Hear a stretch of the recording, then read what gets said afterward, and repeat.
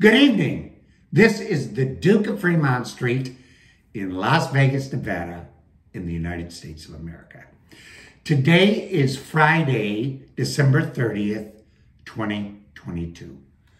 Before beginning my video today, I'd like to thank you all for stopping by.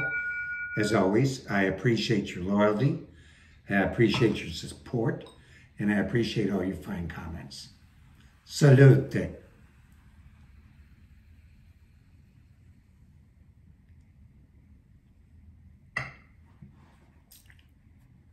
Excellent.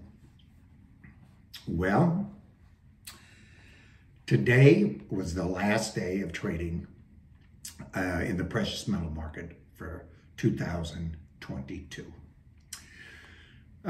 We ended up on both the silver and the gold market, so it was a nice way to end the year.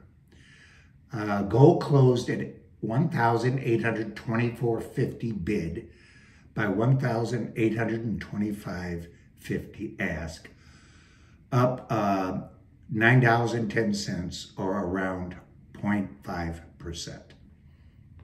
Silver closed at $23.98 bid by $24.08 ask, with a gain of 10 cents or 0.44%.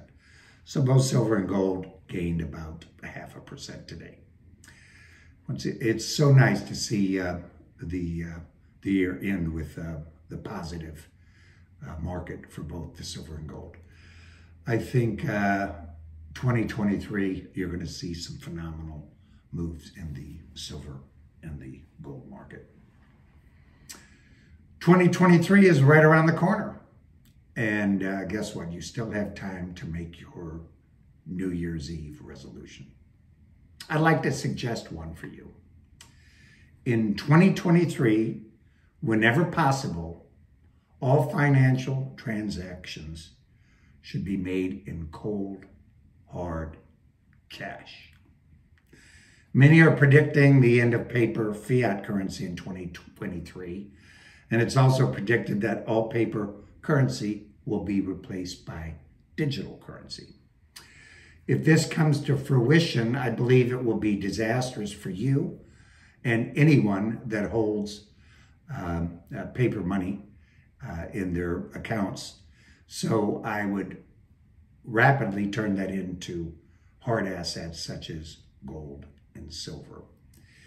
In order to maintain the status quo, we must resist this change that the powers that be are trying to move upon us. So if we, the people, decide that that's not in our best interest and that's not what we want to do, I believe we can pull that off, and I believe we can stay with our cash society and not move into that new cashless society that they're going to be trying to pull off. Every financial transaction you make, either large or small, will be tracked if they move to the digital currency. You will have no anonymity, nor will you have any financial freedom whatsoever. They'll be able to monitor every move you make, and if you aren't a good citizen, they'll pull your ability to buy more cigarettes or more champagne or whatever they decide that they don't want you to have.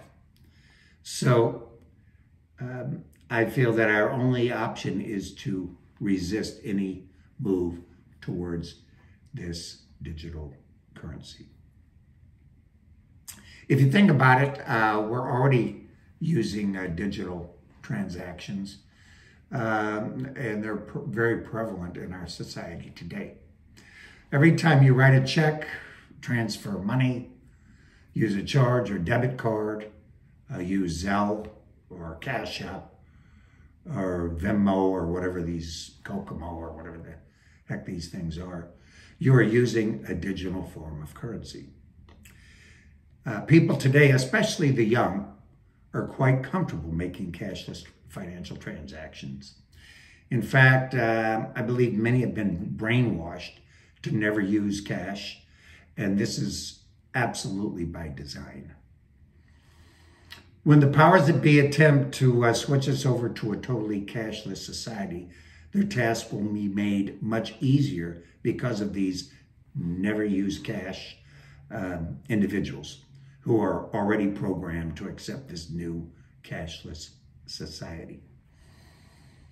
Although I am not a financial advisor, I do have strong conviction that cash is critically important to all financial matters. You must decide for yourself if you agree with my point of view and my beliefs.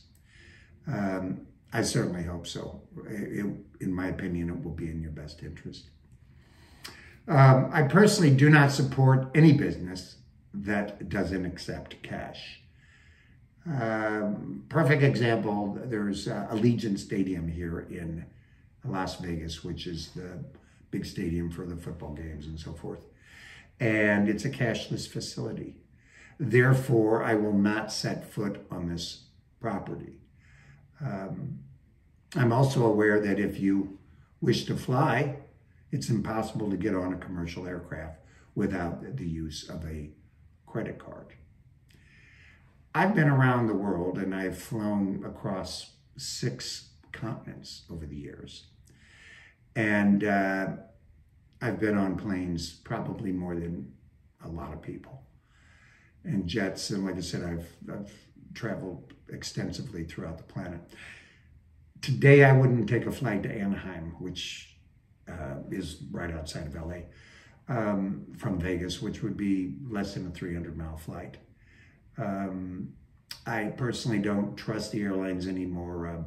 Look at this debacle that's just taken place, where people have been stranded for days upon days, and their luggage is in Toledo and they're in Toronto, and it's a nightmare. So if I don't trust the airlines, the commercial airlines, with my flights and my luggage and getting me there on time to the place that I wish to go, I certainly don't trust them with my life. So that's just my opinion, and I digress. So what do I suggest we do about this new digital society, this cashless society that we may be moving into? I suggest that you just say no. You resist, and then you resist. Please do not comply. I'm not advocating violence. I'm not advocating revolution. I'm not advocating taking it to the streets. What I'm saying is you have control of your own financial destiny, and I suggest you maintain control of that. If they once go to the digital currency, you're going to have a much, much more difficult time doing that. Most importantly, in the meantime, I recommend that you do not patronize cashless companies unless you absolutely have to. Not only do I suggest cash, as always, I strongly recommend the precious metals, the gold and the silver. And I'm talking about the tangible, hold in your hand precious metals, not the contracts, not the futures or the options, the physical gold and silver. In order to cover your daily living expenses, you're going to have a certain amount of cash. So I don't recommend that you take your last dollar and put it in the precious metals. Take money that you can set aside comfortably and not miss, and quietly and slowly acquire the silver or the gold. I'm more of a silver advocate than a gold. I think silver is a much better value. I think they're both on the right side of the bet right now. But that'll be a decision that you will decide. In the meantime, stay vigilant. And I watch the propaganda, not the propaganda, the network news stations, which basically are propaganda, just to see what they're up to. Adolf Hitler had a propaganda minister named Joseph Goebbels, and the propaganda departments today put that guy to shame, and he was a master at propaganda. So I, like you, enjoy the YouTube channel because you have different points of view and different ways of looking at things. And at all times, I'm a firm advocate of you taking care of your own business and you deciding and making your own decisions about your future. Well, I've taken enough of your time this evening, and I once again thank you so much for stopping by. Please allow me to drink another toast to you, to your wealth, to your health, and to your happiness. Salute.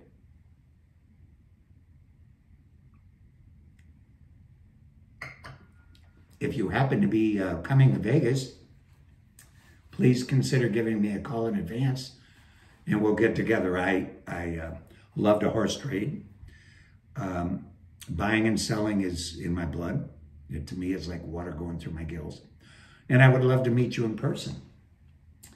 In the meantime, I wish you all the happiest of Happy New Year's. And until we meet, so long.